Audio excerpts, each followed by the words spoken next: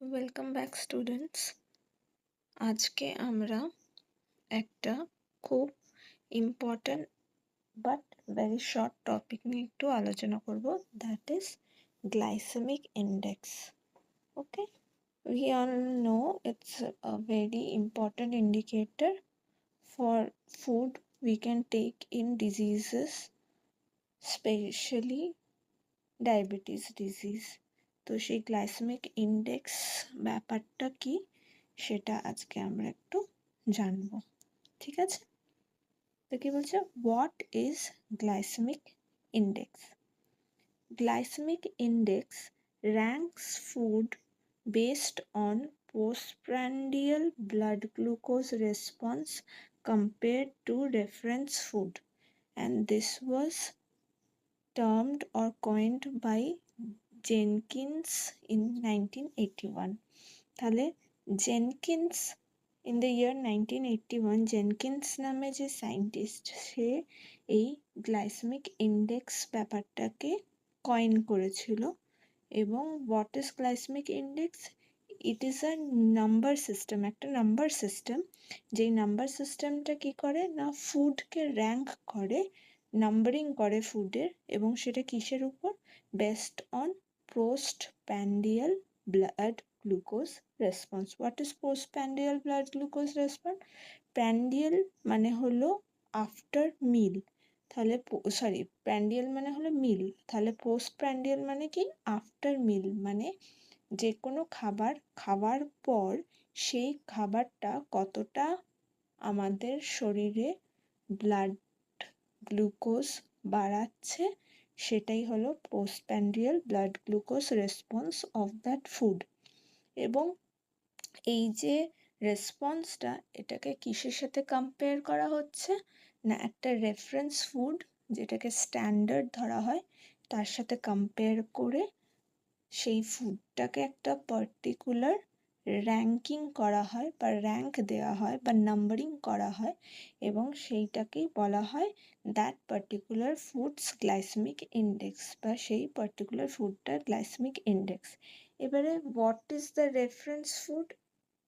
যেটার সাথে কম্পেয়ার করা হচ্ছে যে কোনো ফুডকে, reference food is 50 gram of glucose or carbohydrate from white bread.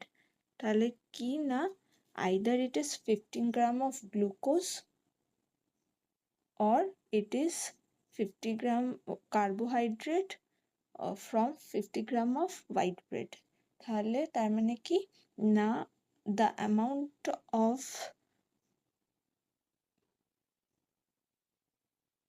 Sugar বা অ্যামাউন্ট অফ গ্লুকোজ যেটা রাইজ করছে কার কম্প্যারিজনে, না 50 gram of glucose or carbohydrate of white bread, এর সাথে কম্প্যারিজনে যতটা ইনক্রিজ করছে সেই অনুযায়ী সেই ফুডের র্যাঙ্কিং হয় এবং গ্লাইসেমিক ইন্ডেক্স হয়।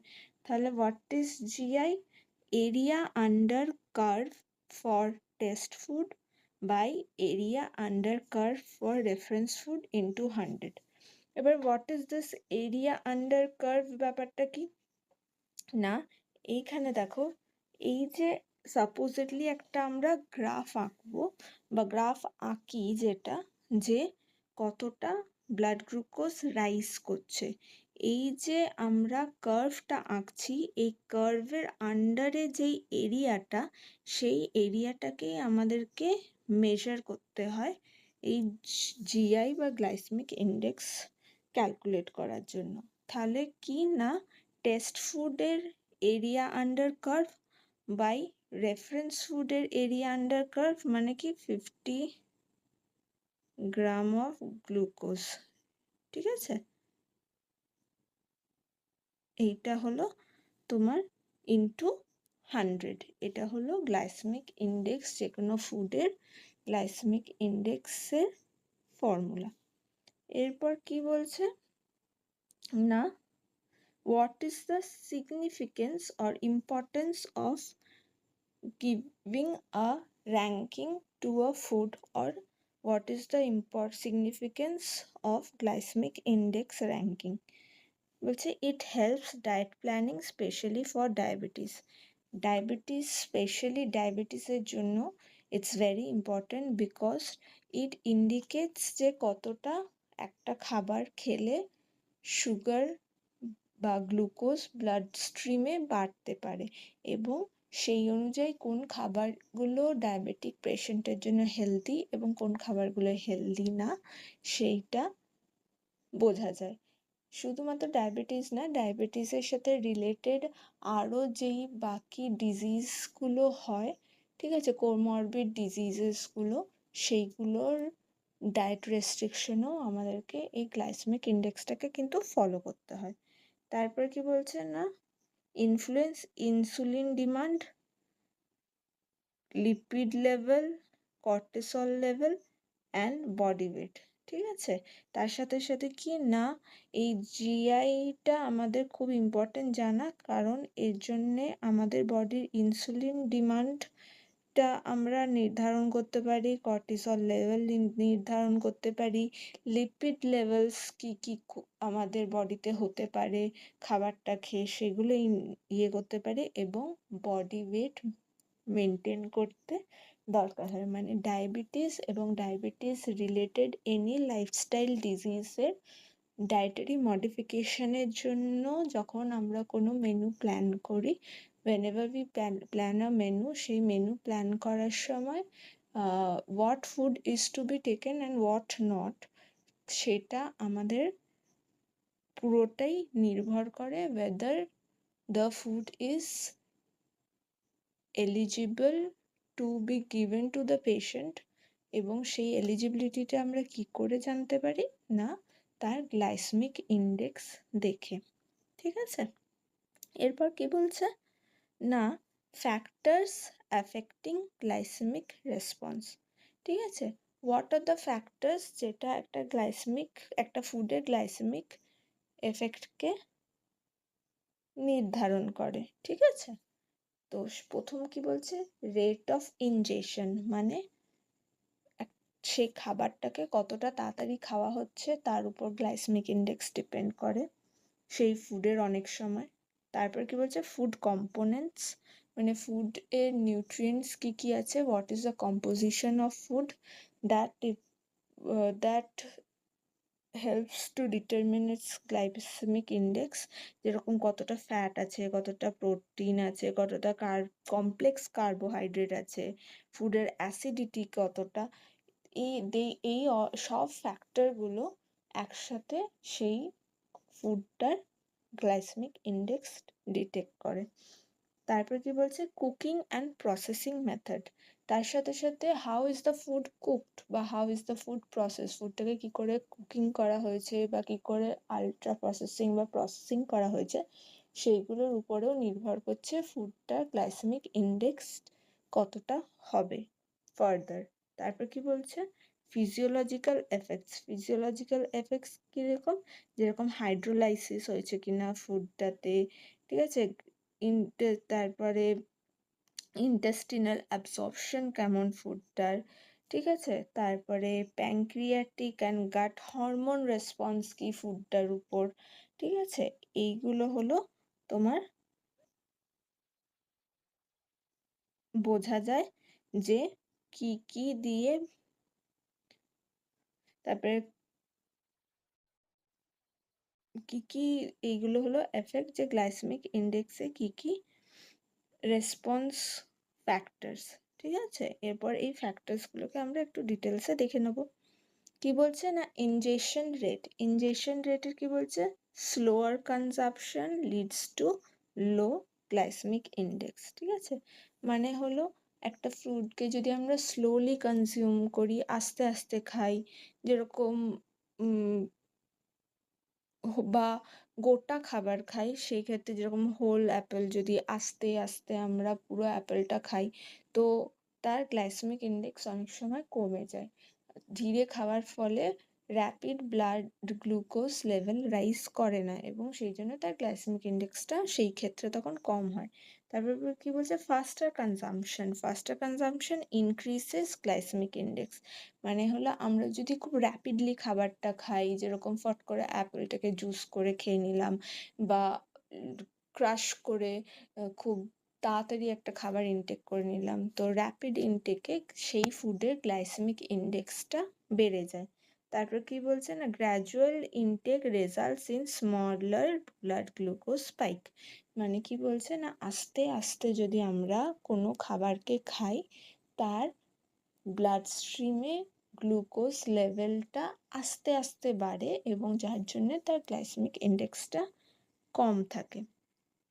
এরপর কি বলছে, ইম্প্যাক্ট অফ ফুড কম্পোনেন্টস, ঠিক আছে। সেকেন্ড ফ্যাক্টর আমরা কি রেখেছিলাম, কি গ্লাইসেমিক ইন্ডেক্সকে রেসপন্ড করে, সেটা হলো ফুড কম্পোনেন্টস কি আছে। তো সেই ক্ষেত্রে কি বলছে, fat and protein reduces the glycemic index but high fat diets are not ideal for diabetes। তো যেই খাবারে ফ্যাট বা প্রোটিন বেশি থাকে সেই খাবারের গ্লাইসেমিক ইন্ডেক্সটা কম হয়, বাট আমাদের তার সাথে সাথে এটাও মাথায় রাখতে হবে যে high fat diet is not good for diabetic patient or diabetic related যে আরও ডিজিজেসগুলো, কোমরবিড ডিজিজেসগুলো আছে, সেই ক্ষেত্রেও হাই ফ্যাট ফুড কিন্তু খুব একটা আইডিয়াল নয়। তারপর কি বলছে না, pulses have high protein and low glycaemic index. কি বলছে, পালসেসের মধ্যে যেহেতু প্রোটিন বেশি থাকে সেই জন্যে তাদের গ্লাইসেমিক ইন্ডেক্স লো হয় এবং সুইটেবল ফর ডায়াবেটিস, তাই জন্য তারা ডায়াবেটিসের জন্য সুইটেবল একটা ফুড সাবস্টিটিউট।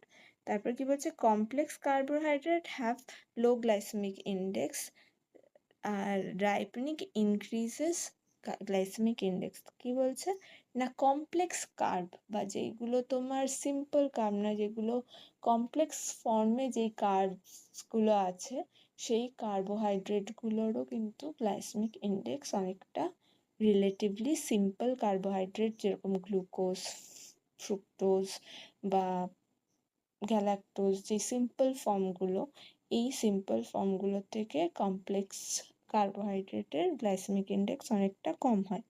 কিন্তু কি বলছে, রাইপেনিং ইনক্রিজেস গ্লাইসেমিক ইন্ডেক্স, মানে যে কোনো খাবার স্পেশালি ফ্রুট যখন পেকে যায় তখন কিন্তু তার গ্লাইসেমিক ইন্ডেক্সটা বেড়ে যায়।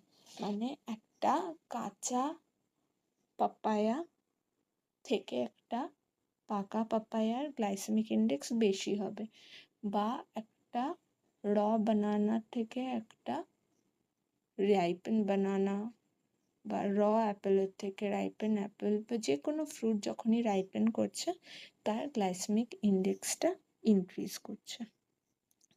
তারপরের ফ্যাক্টরটা কি না, প্রসেসিং অ্যান্ড কুকিং মেথড। কি বলছে না, কি প্রসেসিং আর কুকিং মেথডের উপরেও আমরা গ্লাইসেমিক ইন্ডেক্সটা ডিপেন্ড করে দেখেছিলাম। তো সেগুলো কি না, high temperature and pressure increases glycaemic index. তাহলে ফুডটা যদি হাই টেম্পারেচার আর প্রেশারে কুক করা হয় বা হাই টেম্পারেচার অ্যান্ড প্রেশার দিয়ে প্রসেসিং করা হয় তাহলে তার গ্লাইসেমিক ইন্ডেক্স বেড়ে যায়, ঠিক আছে। তারপর কি বলছে, milling, refining and grinding increases glycaemic index. যে কোনো সিরিয়ালস বা পালসকে যখন আমরা মিলিং করব বা রিফাইন করব, তার আউটার স্কিনকে আমরা হাটিয়ে দেবো যখন, বা গ্রাইন্ডিং করব যখন, সেটাকে ফাইন ফ্লাওয়ার বা ফাইন পেস্টে আমরা কনভার্ট করব, তখন তার গ্লাইসেমিক ইন্ডেক্সটা কিন্তু বেড়ে যায়। তারপর কি বলছে, acidic additions like vinegar lowers glycaemic index. যে কোনো খাবারে আমরা যখন অ্যাসিডিক কিছু মিডিয়াম অ্যাড করি, যেরকম ভিনিগার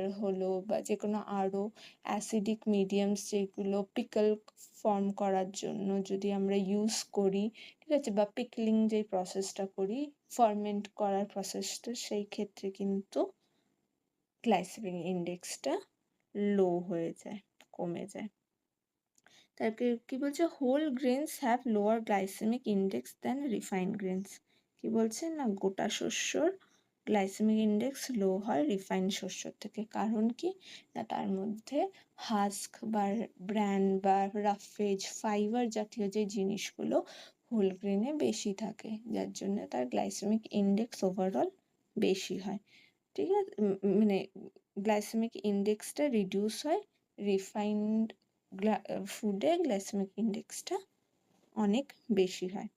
তারপর কি বলছে, high amylose starch digest slower lowers the glycaemic index. তাহলে কি বলছে, হাই অ্যামাইলোজ স্টার্চ আস্তে আস্তে ডাইজেস্ট হয় এবং যার জন্যে এই যে এই ফুডে হাই অ্যামাইলোজ স্টার্চ থাকবে বা মল্টেড ফুড, এদের গ্লাইসেমিক ইন্ডেক্স কম হবে। ঠিক আছে, এরপর কি বলছে, সাইকোলজিক্যাল এফেক্টসে কি বলছে না, presence of dietary fibre slows digestion and lowers glycaemic index. তাহলে ডায়েটারি ফাইবার যেই খাবারে বেশি থাকবে তার ডাইজেশন স্লো হবে, অ্যান্ড ডাইজেশন স্লো হওয়া মানে হলো glycaemic index is lower. Resistant starch and coarse grain delays glucose release. Similarly ফাইবারের মতনই রেজিস্ট্যান্ট স্টার্চ বা কমপ্লেক্স স্টার্চ যে ফুডে থাকে বা যেগুলো কোর্স গ্রেন বা হোল গ্রেনস, তাদের গ্লুকোজ রিলিজ আসতে হয় এবং গ্লাইসেমিক ইন্ডেক্সটা সেই ফুডের কম হয়। Soluble fibre increases viscosity, slow absorption. তার সাথে সাথে কি না, যদি খাবারের মধ্যে অনেক বেশি সলিউবল ফাইবার থাকে সেই ক্ষেত্রে খাবারটার অ্যাবজর্পশন রেট অনেক কমে যায় এবং যার জন্যে তার গ্লাইসেমিক ইন্ডেক্সটা কি হয় না, লোয়ার হয়। Antinutrients like phytates and enzyme inhibitors reduces glycaemic index. এর সাথে সাথে কি না, ফাইটেটস, অক্সালেটস এরকম যেগুলো অ্যান্টিনিউট্রিয়েন্টস আছে বা কিছু কিছু এনজাইম ইনহিবিটার্স আছে, যারা যেই খাবারে থাকবে সেই খাবারে গ্লাইসেমিক ইন্ডেক্সটাকে লো করে দেয়। ঠিক আছে, এরপর কি বলছে না, গ্লাইসেমিক ইন্ডেক্স অফ ফুড। ঠিক আছে, গ্লাইসেমিক ইন্ডেক্স অফ ফুডের দেখো কি বলছে না, লো গ্লাইসেমিক ইন্ডেক্স যেটা হলো লোয়ার দ্যান 55 যদি হয়, it is classified as healthier choice. ঠিক আছে, কারণ কি, slower gradual rise in blood glucose level. ঠিক আছে, তো যেই ফুডের জিআই 55-এর কম বা 55 থেকে 55-এর কম, they are healthy choices because that indicates the blood glucose rises slowly. তারপর মিডিয়াম কি না, 56 থেকে 69 ইজ মডারেট ক্লাস চয়েস হিসেবে ক্লাসিফাইড এবং moderate effect on blood glucose level, has a moderate effect. খুব বেশিও ব্লাড গ্লুকোজ রাইজও করে না, আবার খুব কম ব্লাড গ্লুকোজ রাইজ করে না, মডারেট একটা এফেক্ট থাকে। আর 70 অ্যাবাভ যাদের গ্লাইসেমিক ইন্ডেক্স, তাদের কিন্তু আমরা মডারেট অ্যামাউন্টে ইউজ করতে বলছি, কারণ it is not a healthy choice because quick spike in blood glucose দেখা যায় এইসব ফুডে। এরপর দেখো কি বলছে, নাটসের সাধারণত লো গ্লাইসেমিক ইন্ডেক্স থাকে। ঠিক আছে, বিলো 20। ফ্রুটসেরও থাকে মোটামুটি 25 থেকে 60। ঠিক আছে, লো থেকে মিডিয়াম, এক্সেপ্ট কিছু কিছু ফ্রুট যেরকম ওয়াটারমেলন বা বানানা, যাদের কিন্তু গ্লাইসেমিক ইন্ডেক্সটা অনেকটা হাই থাকে। তারপর কি বলছে, সিরিয়ালসের গ্লাইসেমিক ইন্ডেক্স অ্যারাউন্ড 70 থেকে 89 বা 90-র মধ্যে থাকে, তার মানে তারা কি হাই ইন গ্লাইসেমিক ইন্ডেক্স। আর কি বলছে না, লেগিউমস। ঠিক আছে, লেগিউমস বা গ্রিন লিফি ভেজিটেবলস তার সাথে সাথেই বলো, এর কিন্তু 20 থেকে 30 গ্লাইসেমিক ইন্ডেক্স থাকে, মানে লো গ্লাইসেমিক ইন্ডেক্স থাকে। তার মানে কি, সিরিয়ালসের মধ্যে সাধারণত সব থেকে বেশি গ্লাইসেমিক ইন্ডেক্স থাকে, আর সব থেকে কম থাকে কি না, লিগিউমস, নাটস এইসবের মধ্যে, ফ্রুটসের মধ্যে মডারেট গ্লাইসেমিক ইন্ডেক্স আমরা দেখতে পাই।